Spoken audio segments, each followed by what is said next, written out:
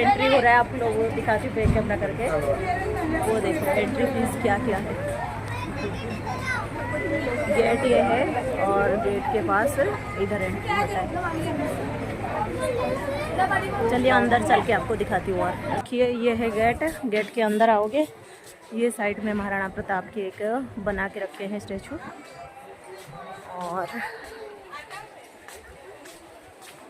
और ये देखिए म्यूजियम महाराणा प्रताप के, उनका घर ये है। और बाकी देखिए साइड थोड़ा स्नेहा उनकी ले दो, इतने उनकी ले दो। हाँ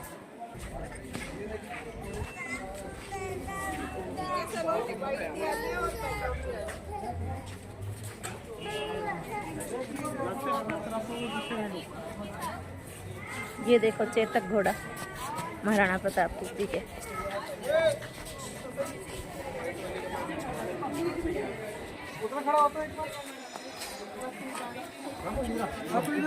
स्नेहा स्नेहा मेरा नीचे से लेना। चलिए हम अंदर चलते हैं, देखते हैं।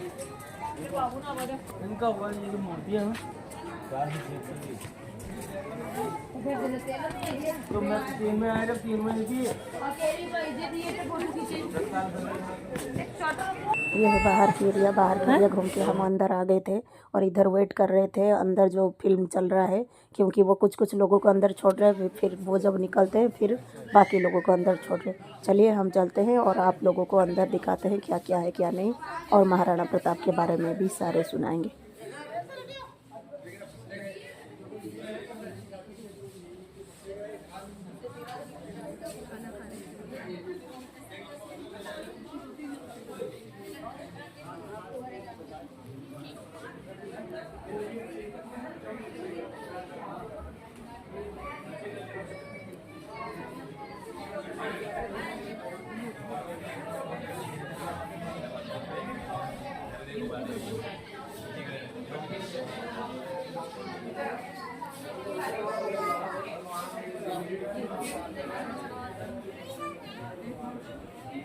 मेरा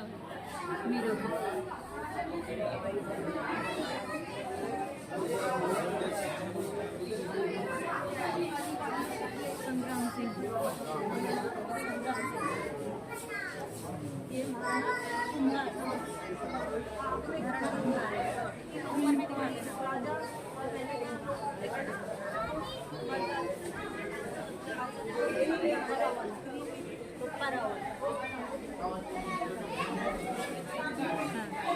ये मुकुट महाराजा के मुकुट उनका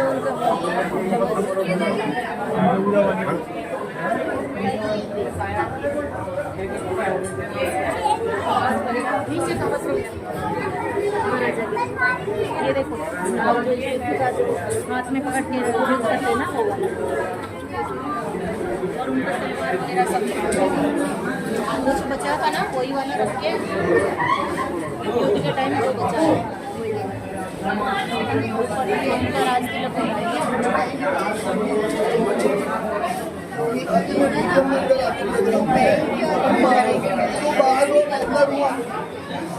बारिश हुई हुई है। वो सोई भैया पास में। हेलो भैया पास में है। हेलो मैं अंदर हूँ।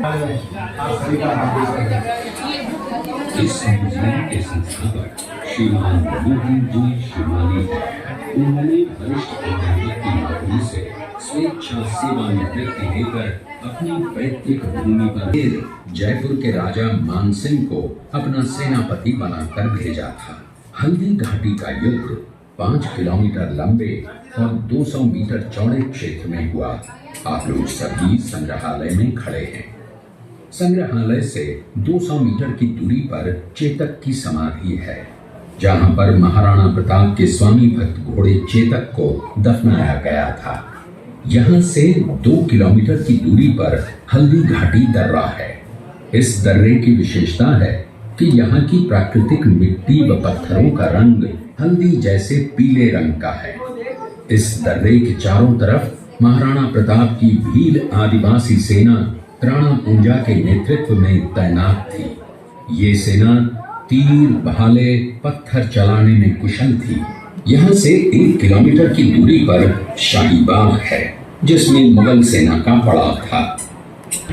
मुगल सेना 18 जून 1576 ईस्वी को प्रातः सूर्योदय के साथ मेवाड़ की राजधानी गोविंदा की तरफ आगे बढ़ने लगी, तो उन पर महाराणा प्रताप की सेनाओं ने आक्रमण किया और उनसे गुरिल्ला पद्धति से युद्ध किया। ये आक्रमण इतना तेज था कि जिससे मुगल सेना में भगदड़ मच गई। महाराणा प्रताप की सेनाओं ने मुगल सेना को यहाँ से 3 किलोमीटर दूर पीछे समतल क्षेत्र में, जहाँ अभी खमनोर गांव है, वहां तक खदेड़ दिया। इसी खमनोर गांव के पास बनास नदी के पास समतल मैदान में 7 घंटे का भयानक युद्ध हुआ। इस युद्ध में दोनों पक्षों से कुल 18,000 सैनिक मारे गए। जब ये युद्ध समाप्त हुआ तो वहां पर मानसूनी बरसात हुई और वहां पर कटी हुई लाशें और खून ने पानी में मिलकर एक तलाई का रूप ले लिया। इतिहासकारों ने इस तलाई को रक्त तलाई का नाम दिया। इस युद्ध में ग्वालियर का एक पूरा राज परिवार, जिसमें राजा रामशाह तंवर और उनके दोनों पुत्र थे, शहीद हो गया। यहीं पर एक बगीचा बनाया हुआ है और जो इस युद्ध में शहीद हुए थे उनके स्मारक इसी बाग में बने हुए हैं। इस लड़ाई की विस्तृत जानकारी आपको एक फिल्म के द्वारा दी जाएगी। आप जब इस कक्ष में सब कुछ देख चुके होंगे तब ये फिल्म और लाइव साउंड शो शुरू होंगे। तब तक के लिए धन्यवाद। हमें जितना समझाए उसके बाद वो एक फ़िल्म के ज़रिए हम लोगों को दिखाए और हम लोग देखे और अच्छा भी लगा। बच्चों ने भी थोड़ा देखे और मतलब उनको कुछ सीखने के लिए, इसमें से बहुत सारे सीखने के लिए चीज़ मिल गया। और उसके बाद जगह जगह ऐसे स्टैचू बना के महाराणा प्रताप के युद्ध के कैसे हुआ, क्या किए, कहाँ रहे, उसके बाद सारे हमें एक एक जगह पे ऐसे केयर कर रखे थे, हम लोगों को भी समझा रहे थे। कुंभलगढ़ जिला यहाँ से 65 किलोमीटर की दूरी पर है। कृपया अब आप सब पीछे की तरफ देखिए।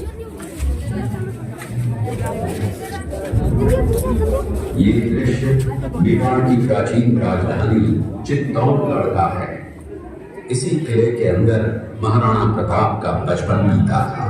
इस किले की तलहटियों में महाराणा प्रताप ने अपने गुरु से शिक्षा प्राप्त की थी। ये किला 12 वर्ग किलोमीटर में फैला हुआ है। इस किले पर जब भी विदेशी आक्राताओं ने आक्रमण किया और उस आक्रमण में कोई भी राजा व सैनिक वीर गति को प्राप्त कर लेते तो उनकी पत्नियां, वीरांगनाएं अपने सतीत्व की रक्षा करने के लिए जलती हुई अग्नि में कूद प्राणों को त्याग देती थी, जिसे हम जौहर कहते हैं। चित्तौड़गढ़ में 3 मुख्य बड़े जौहर हुए थे। प्रथम जौहर 1303 ईस्वी में रानी पद्मिनी ने 16,000 स्त्रियों, वीरांगनाओं के साथ जौहर किया था, सिर्फ अल्लाउद्दीन खिलजी के कारण।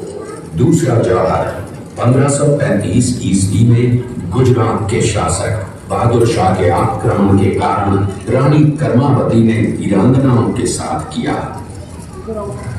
और तीसरा जौहर 1568 ईस्वी में जब अकबर ने चित्तौड़गढ़ पर आक्रमण किया, उसी समय रानी फूलकुंवरी ने 7,000 वीरांगनाओं के साथ जौहर किया।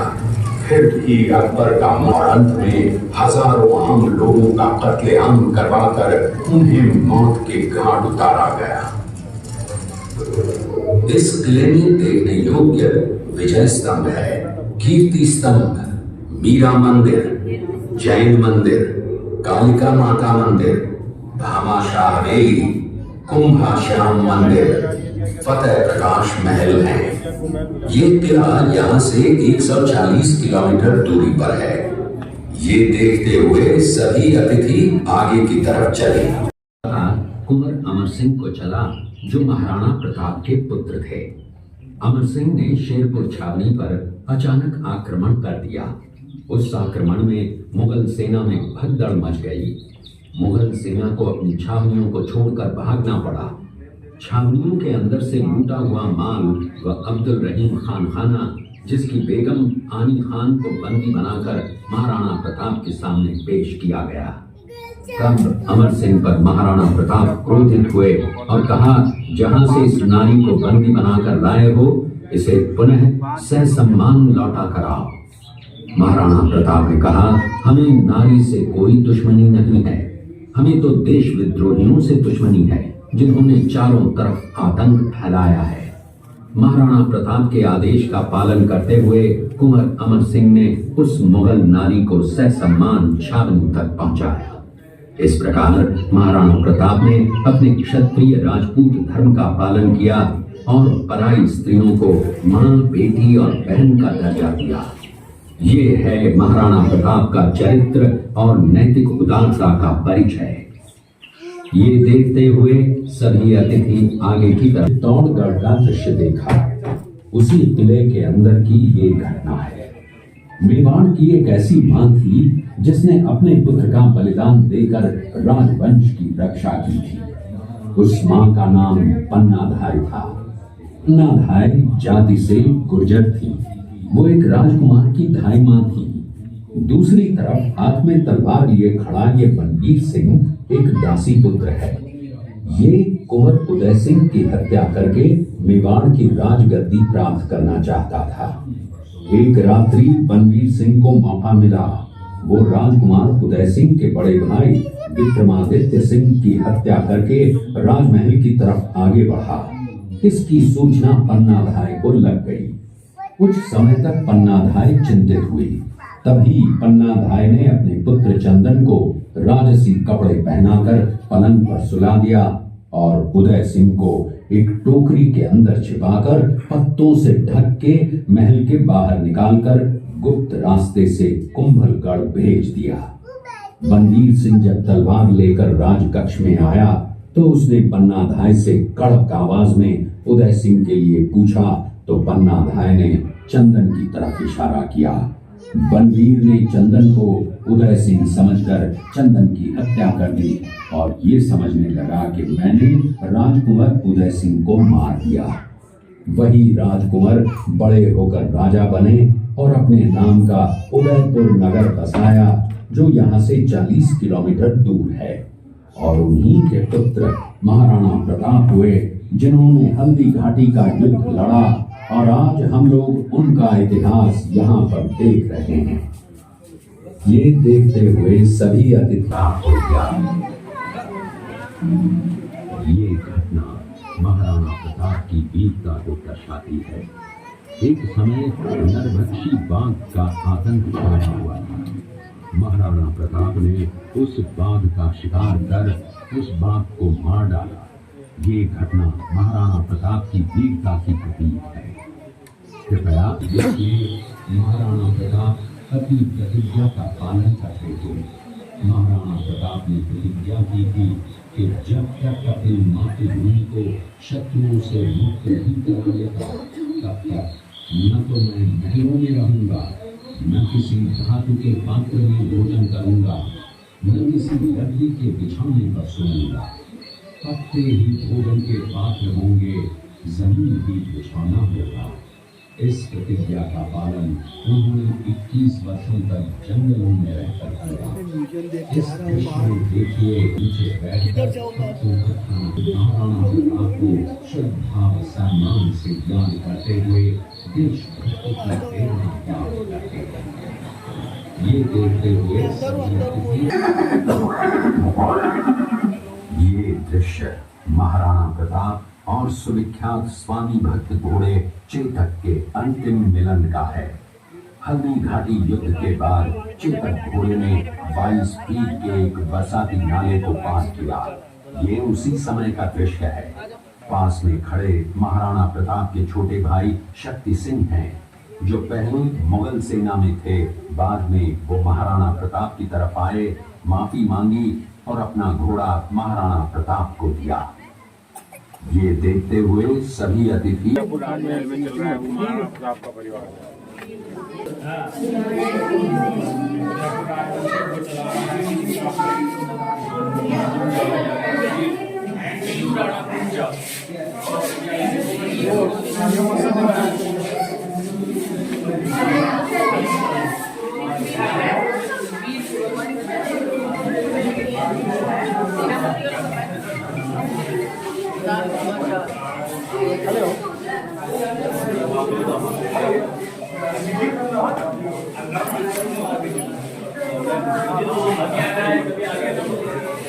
दस इंच के 10 काम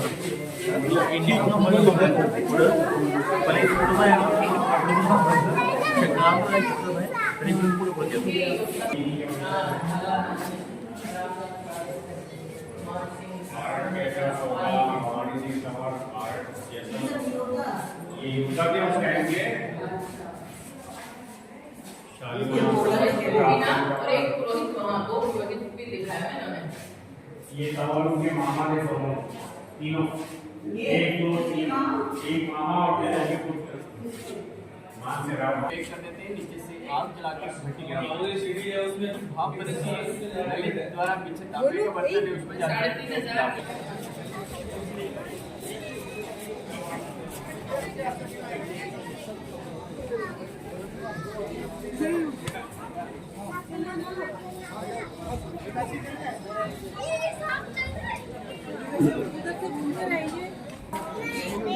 अब तुम इसी में बैठ के घर चलना।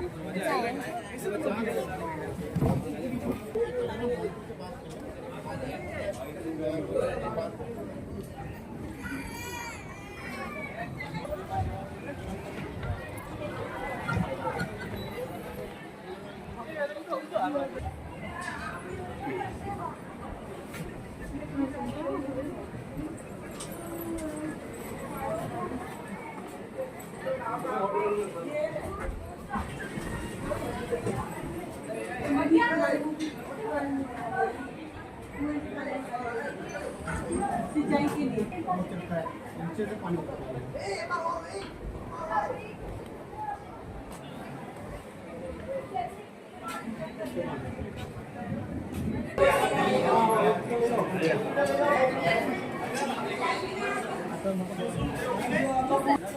बस ये है हल्दी घाटी का म्यूज़ियम। ये हल्दी घाटी जो किला वगैरह म्यूज़ियम वगैरह हमें घूम के फिर सीधा आगे थे वो भैया को हमने बोले थे गाड़ी वाले भैया को कि हमें उदयपुर मार्केट घुमा देना, थोड़ा बहुत हमें शॉपिंग करना था और हमने थोड़ा बहुत भी शॉपिंग कर लिया था। उसके बाद मैं आ गई थी मोजरी के दुकान में और मोजरी मुझे लेना था और इधर से मोजरी ले लिया और उसके बाद हम निकल गए रूम के तरफ क्योंकि हमें आज बस पकड़ना था, इसीलिए बस शॉपिंग हो गया, जल्दी जल्दी हम निकल रहे हैं रूम की तरफ। हो गया मेरा शॉपिंग। हम निकल गए घर के लिए बस पकड़ने के लिए। अभी जा रहे हैं हम डोर, ये वाला घर में हम रुके थे। वो बोल रहे हैं इधर चीता आ रहा है, देखते हैं भगवान जी हमारा रक्षा करना। बस चलते हैं, आज हम बस पकड़ने जा रहे हैं जोधपुर का हमारे घर के लिए। चलिए फिर उधर जाके, मुझे मेरा इधर डर लग रहा है चीता का नाम सुन के। चलिए फिर हम मिलते हैं उधर बस स्टैंड पे। देखिए हम लोग आ गए बस स्टैंड में, वो जैन ट्रैवल में बस है और ये देखिए और हम बस आएगा हम फिर जाएंगे। चलिए बस में बैठ जाते हैं फिर बात करते हैं। देखिए हम आके बस में चढ़ गए, इतना भीड़ था बस उधर से जब बस आया मैं बना नहीं पाई वीडियो।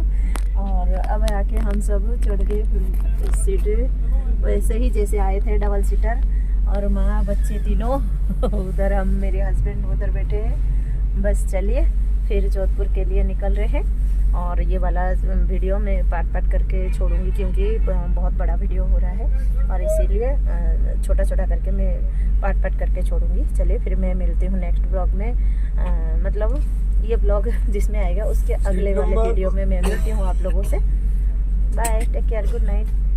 उदयपुर का ट्रिप हमारा ख़त्म आज से और हम जा रहे हैं जोधपुर।